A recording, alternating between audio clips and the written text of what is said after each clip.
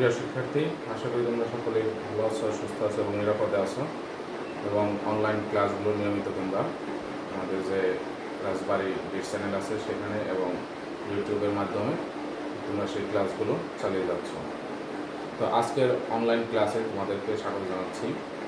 আজকে আমাদের যে বিষয়টি নিয়ে আলোচনা করব সেটি হচ্ছে রসায়ন প্রথম পত্রের তৃতীয় অধ্যায় যে চ্যাপ্টারটি রয়েছে মৌলের পর্যাবৃত্ত ধর্ম ও রাসায়নিক বন্ধন, সেখান থেকে আমাদের পিরিয়ড 7 এবং 8, এই পিরিয়ড 7 এবং 8-এর যে আলোচ্য সূচি রয়েছে সেটি হচ্ছে যে গ্রুপ 15 অর্থাৎ গ্রুপ 15 পর্যায় সারণীর যে মৌলগুলো রয়েছে সেই মৌলগুলো যে গুরুত্বপূর্ণ কিছু বৈশিষ্ট্য এবং বিক্রিয়া রয়েছে, ভৌত ধর্ম রয়েছে, সেগুলো নিয়ে আজকে আমরা আলোচনা করব।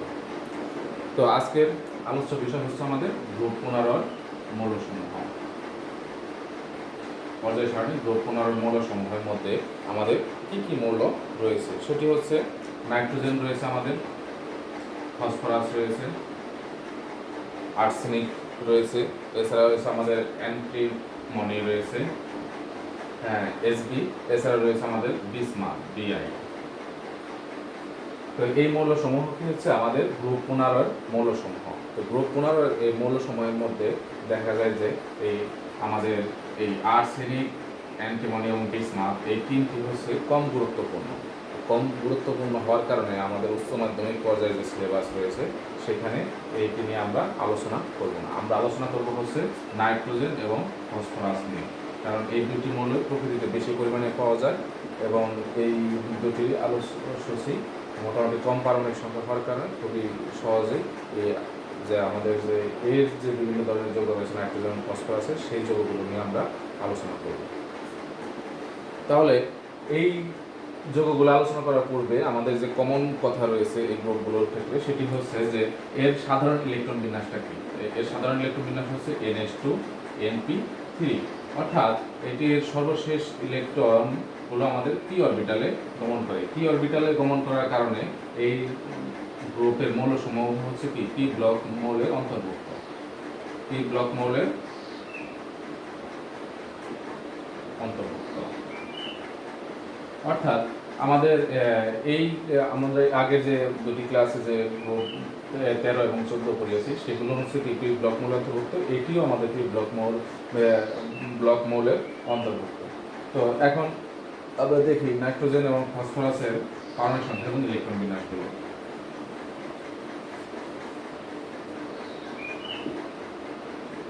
প্রথমে আমরা দেখব নাইট্রোজেন হচ্ছে 7, এর ইলেকট্রন বিন্যাস হচ্ছে 1s2 2s2 2p3।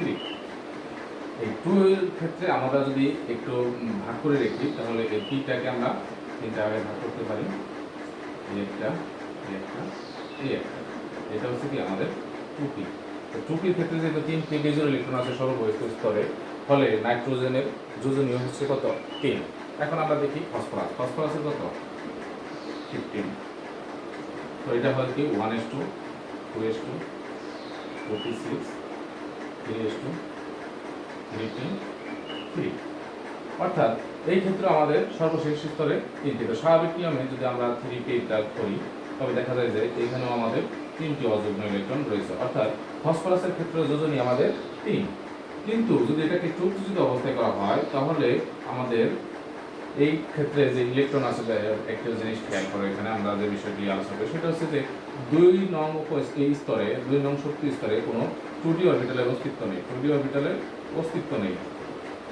ফলে ইচ্ছা করলে এটাকে উত্তেজিত করলে 2s এর যে ইলেকট্রনটা আছে, দুটি ইলেকট্রন, সেই ইলেকট্রনকে ভেঙে অন্য একটা স্তরে নেওয়া সম্ভব নয়। কিন্তু এই ফসফরাসের ক্ষেত্রে আমাদের 3d উপস্তরটি খালি রয়েছে, ফলে এখান থেকে আমাদের 3s এ যে এক জোড়া ইলেকট্রন রয়েছে সেই এক জোড়া থেকে একটি ইলেকট্রন উত্তেজিত অবস্থায় 3d অরবিটালে গমন করে। ফলে এর ইলেকট্রন বিন্যাসটা হয় যেমন 1s2 2s2 2p6 3s1 3px1 3py1 এবং 3pz1 এবং সেই সাথে একটা 3d1। এখানে একটা ইলেকট্রন আমাদের গমন করছে। ফলে বহিঃস্থ স্তরে দেখা যাচ্ছে আমাদের মোট অযুগ্ম ইলেকট্রন আছে কয়টি 5টি। এই 5টি ইলেকট্রন থাকার কারণে এর যোজনী হয়ে যাচ্ছে কত 5। তাহলে আশা করি তোমরা এই ফসফরাসের পরিবর্তনশীল যোজনী এবং নাইট্রোজেন কেন পরিবর্তনশীল যোজনী প্রদর্শন করে না সেটির কারণটাই হচ্ছে আমাদের ডি অরবিটালের অস্তিত্ব। থ্রির ক্ষেত্রে ফসফরাসের ক্ষেত্রে যেহেতু বৈশিষ্ট্য 3 এবং এখানে ডি অরবিটালের অস্তিত্ব আছে, কিন্তু অপরদিকে নাইট্রোজেনের ক্ষেত্রে সর্বোচ্চ স্তরের শক্তি হচ্ছে 2, এর ক্ষেত্রে 2d অরবিটাল অস্তিত্ব না থাকার কারণে এটি উচ্চজিত অবস্থায় আর কোনো ইলেকট্রন অযুগ্ম ইলেকট্রনের তৈরি হয় না, ফলে এর যোজনী আর কোনো চেঞ্জ হয় না। এখন আসি নাইট্রোজেন এবং ফসফরাসের উৎস নিয়ে, যে নাইট্রোজেন এবং ফসফরাসের উৎস। তো আমরা প্রত্যেকেই জানি যে বায়ুমণ্ডলে প্রায় 78% কি আছে, নাইট্রোজেন আছে। তো এই বায়ুমণ্ডলে যেহেতু 78% নাইট্রোজেন আছে, ফলে নাইট্রোজেনের উৎস আমাদের বায়ুমণ্ডলে, প্রধানত বায়ুমণ্ডলে অক্সিজেন বিভিন্ন প্রক্রিয়ায় কি হয়, উদ্ভিদের মাধ্যমে আমাদের যে খাদ্য আছে বা মাটি আছে সেখানে চলে যায়, এবং সেখান থেকে আমাদের অন্যান্য যে কী করে আমাদের প্রোটিন হিসেবে গ্রহণ করে আবার পুনরায় মানুষের মধ্যে আসে, আবার এর থেকে আবার বায়ুমণ্ডলে যায়, বায়ুমণ্ডল থেকে আবার আমাদের মাটিতে চলে যায়। অর্থাৎ বায়ুমণ্ডলে নাইট্রোজেনের একটা চক্র আছে, সেই চক্র মেনটেন করে নাইট্রোজেন প্রত্যেক জায়গায় অংশগ্রহণ করে এবং প্রত্যেক জায়গায় থেকে অপসারিত হয়ে আবার নতুনত্ব জায়গায় যায়। অর্থাৎ একটা চক্রের মাধ্যমে নাইট্রোজেনের কী হচ্ছে, আবদ্ধতা হচ্ছে। কারণ নাইট্রোজেন হচ্ছে আমরা প্রাকৃতিক উৎস থেকেই আমরা পেতে পারি। প্রাকৃতিক যে বায়ুমণ্ডল আছে আমাদের, সেই বায়ুমণ্ডলে নাইট্রোজেন আছে কত, 78%। ফলে আমাদের নাইট্রোজেনের উৎসই হচ্ছে বায়ুমণ্ডল। এখন আসি আমরা ফসফরাস, যে ফসফরাসটা আমরা কোথায় পাই। এখন এই ফসফরাসের ক্ষেত্রে আমাদের দেখা গেল যে ফসফরাসটা আমাদের বিভিন্ন প্রাণী বা উদ্ভিদের অংশ হিসেবে আমাদের বিদ্যমান। ফসফরাসের একটি প্রধান উৎস হচ্ছে প্রাণীর যে আমাদের হাড় রয়েছে, ঠিক আছে, এই হাড় এবং দাঁত। এইখানে আমাদের যে ফসফরাস আছে সেটি ক্যালসিয়াম ফসফেট হিসেবে আমাদের সেটা থাকে। তো ক্যালসিয়াম ফসফেট হিসেবে কী হয়, হাড় এবং দাঁতে ফসফরাস থাকে ক্যালসিয়াম ফসফেট হিসেবে। ক্যালসিয়াম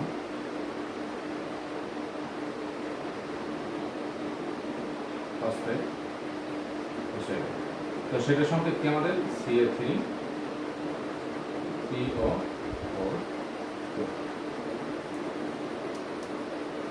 এটা হচ্ছে কি আমাদের ক্যালসিয়াম ফসফেট হিসেবে থাকে।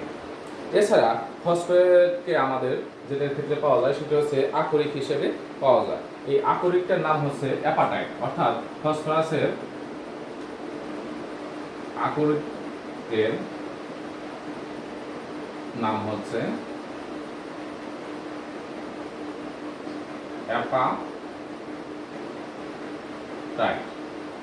অ্যাপাটাইট।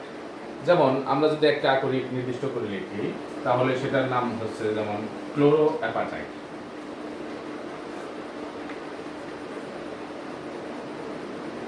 ক্লোরো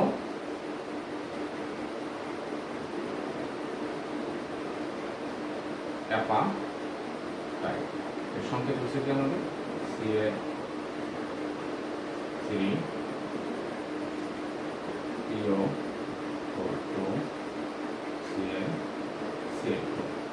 এটা হচ্ছে কি আমাদের সংকেত এই ক্লোরো অ্যাপাটাইট আকরিকের। তো আশা করি তোমরা এটুকু বুঝতে পেরেছো।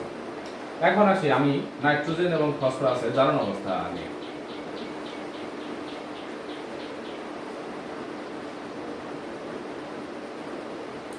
এখন নাইট্রোজেন এবং ফসফরাসের ক্ষেত্রে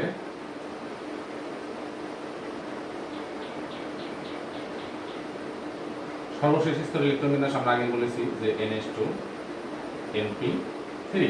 অর্থাৎ এটিকে যদি আমরা 3টি ইলেকট্রন অপসারণ করি তাহলে এর দেখা গেল যে যোজ্যতা আমাদের যে আছে জারণ সংখ্যা আছে সেটির ক্ষেত্রে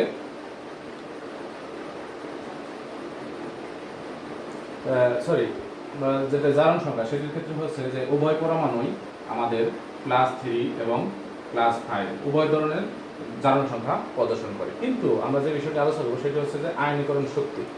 যে আয়নীকরণ শক্তি কেন নাইট্রোজেন এবং ফসফরাসের প্রথম আয়নীকরণ শক্তির মান সবচেয়ে বেশি অন্যান্য যে এরা পার্শ্ববর্তী যে 16 অথবা 14 গ্রুপের মূল্য রয়েছে সেগুলোর তুলনায় নাইট্রোজেন এবং ফসফরাসের আয়নীকরণ শক্তিতে বেশি কেন, সেটির কারণ হচ্ছে যে হুন্ডের নীতি অনুসারে কোনো একটি পূর্ণ অথবা অর্ধপূর্ণ অরবিটাল হতে ইলেকট্রন অপসারণ করতে যে পরিমাণ শক্তির প্রয়োজন হয় তা অপূর্ণ বা আংশিক পূর্ণ অরবিটাল থেকে ইলেকট্রন অপসারণের তুলনায় বেশি প্রয়োজন। সেই জিনিসটা কেমন? যেমন এটাকে যদি আমরা ধরি তাহলে এস এর ক্ষেত্রে আমাদের 2টি ইলেকট্রন রয়েছে, আর পির ক্ষেত্রে হচ্ছে আমাদের 3টি ইলেকট্রন রয়েছে। এটা হচ্ছে এনপি, এটা হচ্ছে আমাদের এনএস। তাহলে হুন্ডের নীতি অনুসারে যেটি আমরা এই ইতিমধ্যে নবম দশম শ্রেণী ক্লাসে পড়েছি সেটি হচ্ছে যে পূর্ণ অথবা অর্ধপূর্ণ এই দুটি অরবিটাল হতে, দুই ধরনের অরবিটাল হতে ইলেকট্রন অপসারণ করতে সবচেয়ে বেশি শক্তির প্রয়োজন হয়। কার তুলনায়? যেগুলো হচ্ছে আংশিকভাবে পূর্ণ থাকে। যেমন হয় এখানে 4টা যদি থাকতো অথবা এখানে 5টা থাকতো, কিন্তু 6টা থাকলে আবার পূর্ণ হয়ে যাবে, কারণ এই অরবিটালে আমাদের 6টা ইলেকট্রনই সর্বোচ্চ। তো সেক্ষেত্রে বলা হয়েছে যে অর্ধপূর্ণ অরবিটাল সবচেয়ে আরামপ্রিয় অবস্থায় থাকে। এর কারণ কি? তোমরা নিজেই দেখো যে 3 জন মানুষ 3টি ঘর, তো প্রত্যেক ঘরে একজন করে আছে, সবচেয়ে আরামে আছে। এখন তাহলে এই আরাম থেকে একজন কি খুব সহজেই কি ছেড়ে যেতে চাবে না, অথবা খুব সহজে অন্য কোথাও কেউ ওকে আসতেও দেবে না। তো এটা নিজেরাও কি স্বাভাবিকভাবে বোঝা যাবে, যে কারণে হচ্ছে এটা শক্তিশালী বেশি। ফলে এখান থেকে একটা ইলেকট্রন অপসারণ করতে অর্থাৎ প্রথমায়নীকরণ শক্তির মান অনেক বেশি প্রয়োজন হবে, কারণ কেউই আরাম ছেড়ে চলে যেতে চায় না। তো সেখান থেকে এটাও বোঝা যায় যে যেহেতু অর্ধপূর্ণ আছে, ফলে এখান থেকে কেউই চলে যেতে চায় না, না চাওয়ার কারণে প্রথমায়নীকরণ শক্তির মান বেশি। এখন তাহলে এখান থেকে 3টি ইলেকট্রন অপসারণ করা, এই 3টি ইলেকট্রন অপসারণ করা কি অনেক কষ্টসাধ্যের কাজ, যে কারণে এইটা +3 যে আমাদের গঠন করে যে N3+ অথবা P3+ এই ধরনের আয়ন সহজে গঠিত হয় না। এখন যেহেতু বহিস্থ স্তরে মোট আমাদের 5টা ইলেকট্রন আছে, তোমরা অনেকে বলতে পারো তাহলে 5টা যদি অপসারণ করি, 5টা তো আরো অসাধ্য, কারণ 3টি করা কষ্ট, আর 2টি করা তো আরো কষ্ট, ফলে 5টা অপসারণ হওয়ার কোনো প্রশ্নই আসে না। তাহলে আমরা দেখি একটু যে এই যে দুটি যৌগ জারণ মান পেলাম আমরা +3 এবং +5, যেটা আগে বলেছি যে এটা দুই ধরনের জারণ মান প্রদর্শন করে, একটা হচ্ছে +3 আর একটা হচ্ছে কি আমাদের +5। তো +3 যে জারণ সংখ্যা, এইরকম কিছু যৌগ আমরা একটু দেখি। তো এরকম যৌগ হচ্ছে আমাদের P2O3, এছাড়া আমাদের আছে NO2-। এই ধরনের যৌগের ক্ষেত্রে আমরা খুব সহজেই দেখতে পারি যে আমাদের এই জারণ মান হচ্ছে কি +3। আর যদি +5 আমরা দেখি তাহলে আমরা এখানে লিখতে পারি যে NO3-, এছাড়া আমরা লিখতে পারি যে P2O5। এই যৌগগুলো আমাদের হচ্ছে কি +3, এগুলো +5, এছাড়া অন্য অন্য আরো যৌগ রয়েছে। এখন আমরা এই জারণ অবস্থার পরে যে বিষয়টি আলোচনা করব সেটি হচ্ছে যে এর বন্ধন প্রকৃতি, যে নাইট্রোজেন এবং ফসফরাস এই দুটি কিরকম যৌগ গঠন করে। এখন এই ক্ষেত্রে আমাদের যে জিনিসটা দেখব সেটি হচ্ছে এর বন্ধন প্রকৃতি।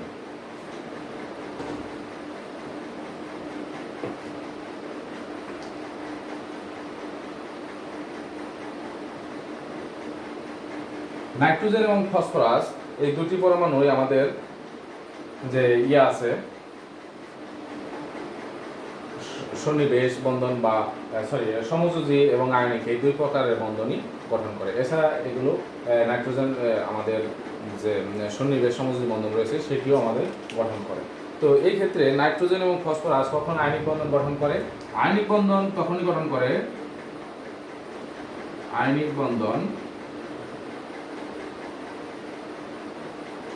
করে ধাতুর সাথে যুক্ত হওয়ার সময়।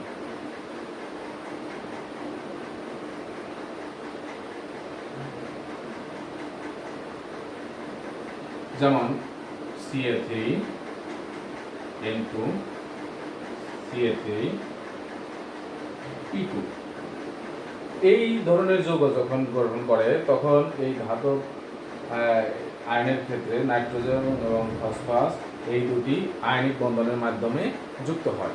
এই আয়নিক বন্ধনের মাধ্যমে যুক্ত হওয়ার কারণে এই বন্ধন গঠনের সময় একেবারে যে বন্ধন গঠন এনথালপি রয়েছে সেটি অনেক বেশি হতে হয়। অনেক বেশি হতে হয়। এছাড়া আমাদের যখন এটা সমযোজী বন্ধন গঠন করে তখন কেমন বন্ধন গঠন করে একটু দেখুন।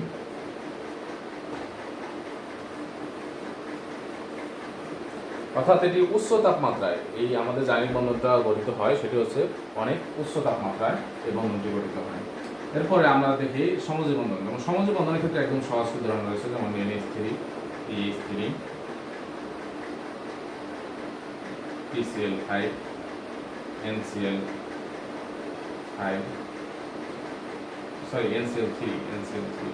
NCl3 ইত্যাদি গঠন করে, বা PCl3 এই সকল যৌগ আমাদের সমযোজী বন্ধনের মাধ্যমে গঠন করে। তো এই ক্ষেত্রে আমাদের যে ইয়েটা হয় সেটি হচ্ছে যে এখান থেকে যে প্রশ্নটা প্রায়ই আসে আমাদের, সেই প্রশ্নটা নিয়ে একটু আলোচনা করি।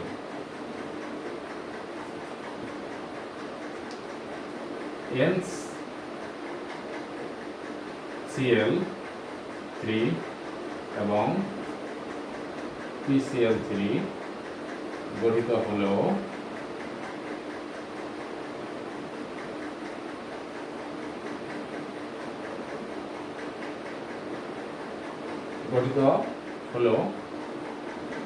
NCl, এখানে আরেকটু আমরা সংযোগ করে দিই, সেটা হচ্ছে PCl5। যে NCl3 এবং PCl5 গঠিত হলো, NCl5 গঠিত হয় না কেন?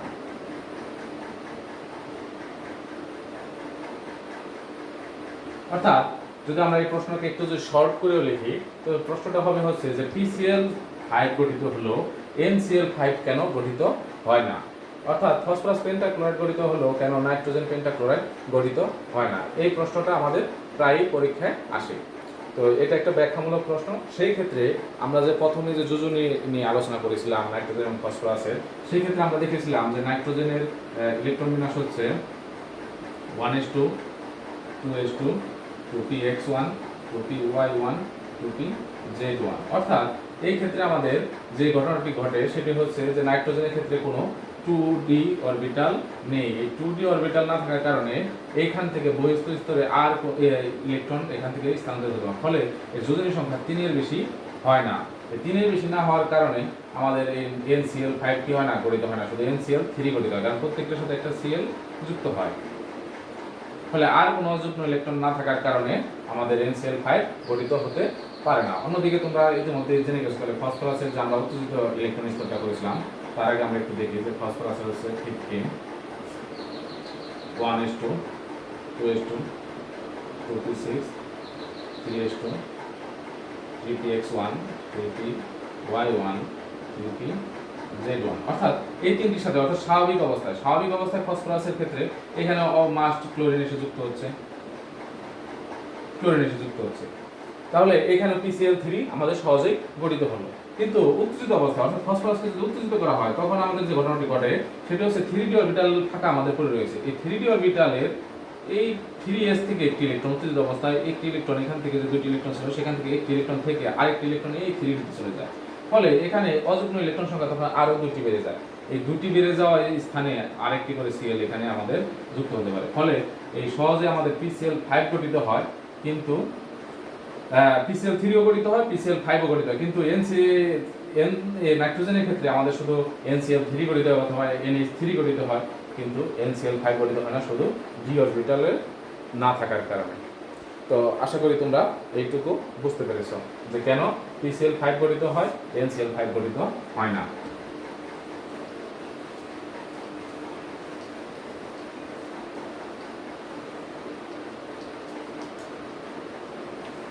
এখন আরেকটু বিষয় নিয়ে আমরা আলোচনা করব, সেটি হচ্ছে যে আমাদের যে অ্যামোনিয়া NH3 এবং ফসফিন PH3, অর্থাৎ এটি হচ্ছে কি আমাদের অ্যামোনিয়া আর এটা হচ্ছে আমাদের ফসফিন। এই দুটির মধ্যে কে বেশি ক্ষারকীয়? এই কে বেশি ক্ষারকীয় সেটার ক্ষেত্রে আমরা দেখবো হচ্ছে যে ক্ষারকীয় কেন এরা, কারণ নাইট্রোজেনের নিঃসঙ্গ ইলেকট্রন জোড় রয়েছে, ফসফরাসের একজোড়া নিঃসঙ্গ ইলেকট্রন জোড় রয়েছে।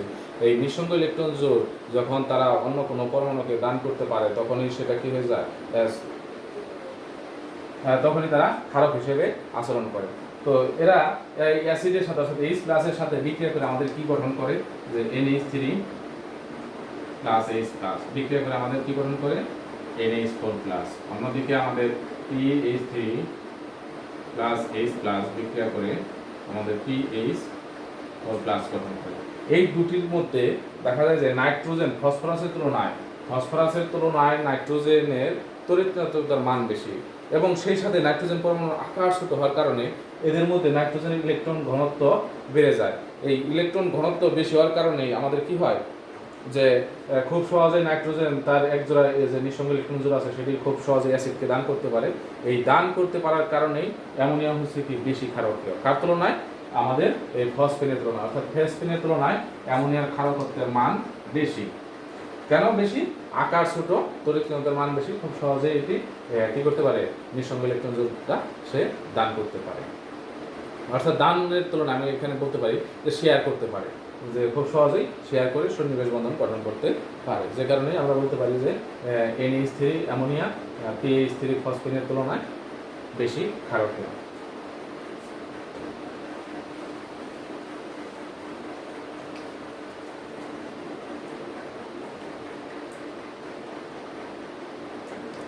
এখন আমরা আলোচনা করব যে ফসফরাসের প্রকারভেদ নিয়ে।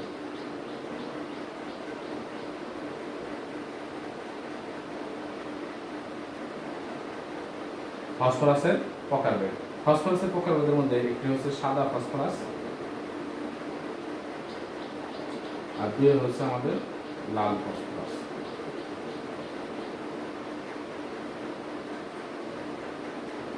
এই সাদা ফসফরাসটা একেবারে হচ্ছে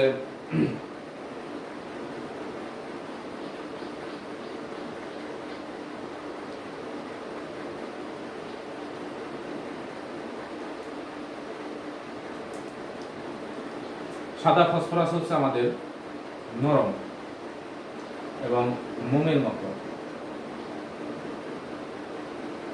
এটি স্বাভাবিক অবস্থায়, আমরা যেটি নিয়ে আলোচনা করছি সেটি হচ্ছে যে সাদা ফসফরাস স্বাভাবিক অবস্থায় P4 আকারে হিসেবে থাকে, P4 আকারে থাকে, এবং এটি একটি চতুষ্ফলকীয় কাঠামো গঠন করে।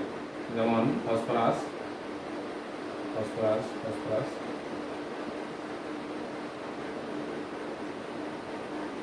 এরকম আকারে থাকে, এবং এখানে একটা বন্ধন কোণ, সেটি হয় হচ্ছে 60 ডিগ্রি। এই বন্ধন কোণ 60 ডিগ্রি।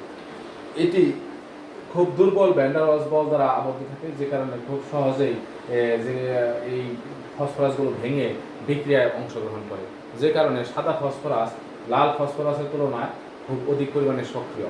ঠিক আছে, অধিক পরিমাণে সক্রিয়। এটি বায়ুর সংস্পর্শে আসা মাত্র অক্সিজেনের সাথে কি করে, বিক্রিয়া করে অক্সাইড গঠন করে। অন্যদিকে যে লাল ফসফরাইড আছে সেটি একটু স্থিতিশীল প্রকৃতির, এবং এটি খুব সহজেই বিক্রিয়া করে না, বায়ুমণ্ডল অক্সিজেনের সাথে বিক্রিয়া করে না। অর্থাৎ সাদা ফসফরাস আমাদের খুবই নরম প্রকৃতির, এবং এই নরম প্রকৃতি হওয়ার কারণে সেটি খুব সহজে বায়ুমণ্ডলের অক্সিজেনের সাথে বিক্রিয়া করে অক্সাইড গঠন করে, যে কারণে আমরা বলতে পারি সাদা ফসফরাস লাল ফসফরাসের চেয়ে বেশি সক্রিয়। এখন আমরা পারস্পরিক রূপান্তরটা দেখব, যে সাদা ফসফরাস এবং লাল ফসফরাসের পারস্পরিক রূপান্তর। প্রথমে দেখব হচ্ছে আমরা সাদা ফসফরাস হতে লাল ফসফরাস। সাদা ফসফরাস হতে লাল ফসফরাসে রূপান্তর কি হবে সেটা করবো। তাহলে সাদা ফসফরাস, এই সাদা ফসফরাসকে আমরা যদি আয়োডিন প্রভাবকের সাথে মিশ্রিত করে এই মিশ্রণকে 250 ডিগ্রি সেলসিয়াস তাপমাত্রায় যদি আমরা কোনো নিষ্ক্রিয় পরিবেশটা বজায় রাখে একমাত্র নাইট্রোজেন অথবা কার্বন ডাইঅক্সাইড গ্যাস, অর্থাৎ এই নাইট্রোজেন বা কার্বন ডাইঅক্সাইড গ্যাস এর মাঝে, এই পরিবেশের মধ্যে যদি আমরা সাদা ফসফরাসকে 250 ডিগ্রি সেলসিয়াস তাপমাত্রায় আয়োডিন প্রভাবকের সাথে মিশ্রিত করে যদি আমরা বিক্রিয়া করাই, তাহলে আমাদের উৎপন্ন হবে কি, লাল ফসফরাস। তার মানে বিক্রিয়াটা হচ্ছে কি আমাদের এরকম, আয়োডিন সাথে হচ্ছে আমাদের কার্বন ডাইঅক্সাইড অথবা নাইট্রোজেন বা কার্বন ডাইঅক্সাইড গ্যাস। এইটা হচ্ছে কি আমাদের নিষ্ক্রিয় পরিবেশ, অর্থাৎ নাইট্রোজেন বা কার্বন ডাইঅক্সাইড গ্যাস এই ক্ষেত্রে নিষ্ক্রিয় পরিবেশটা আমাদের নিশ্চিত করতে সাহায্য করে। সাথে হচ্ছে 250 ডিগ্রি সেলসিয়াস তাপমাত্রা। এই তাপমাত্রা দিলে সাদা ফসফরাস আমাদের লাল ফসফরাসে রূপান্তরিত হয়।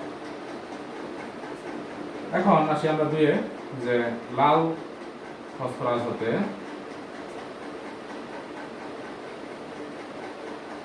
সাদা ফসফরাসে রূপান্তর,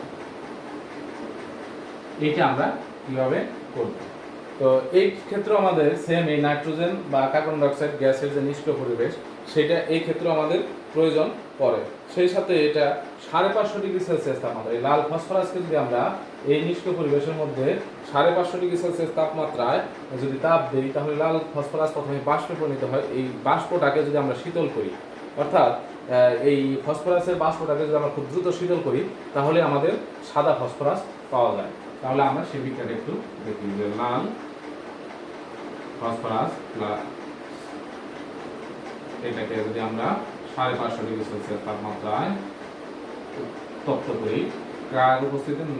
নাইট্রোজেন বা কার্বন ডাইঅক্সাইড গ্যাসের উপস্থিতিতে, অর্থাৎ নিষ্ক্রিয় পরিবেশের মধ্যে, তাহলে ফসফরাসের বাষ্প উৎপন্ন হয়। ফসফরাসের বাষ্প উৎপন্ন হবে। এই বাষ্পকে যদি আমরা শীতল করি, শীতলটা খুব দ্রুত করতে হবে, শীতল করা হলে আমাদের সাদা ফসফরাস উৎপন্ন হয়। তাহলে এই পরীক্ষার মধ্যে প্রায় এটা 2 মার্কের কোশ্চেন হিসেবে আসে, যে সাদা ফসফরাস হতে কিভাবে লাল ফসফরাস পাওয়া যাবে, অথবা লাল ফসফরাস হতে কিভাবে সাদা ফসফরাস পাওয়া যাবে, এই ধরনের প্রশ্ন আসতে পারে। অথবা আসতে পারে যে ফসফরাসে যে 2 প্রকার ফসফরাস আছে, এদের মধ্যে পারস্পরিক রূপান্তর দেখা, অর্থাৎ এই তখন আমাদের দুটো বিক্রি দেখাতে হবে। তো আশা করি তোমরা আজকে ক্লাসটি খুব সুন্দরভাবে বুঝতে পেরেছো, এবং বাসায় এই ক্লাসগুলো তোমরা বারবার দেখে এবং বই দেখে প্র্যাকটিস করার মাধ্যমে, লেখার মাধ্যমে তোমরা এই ক্লাসগুলো থেকে ভালো মতো শিখতে পারবে আশা করি। তো তোমরা সকলে ভালো থাকো, সুস্থ থাকো, নিরাপদে থাকো, ঘরে থাকো। আল্লাহ হাফেজ।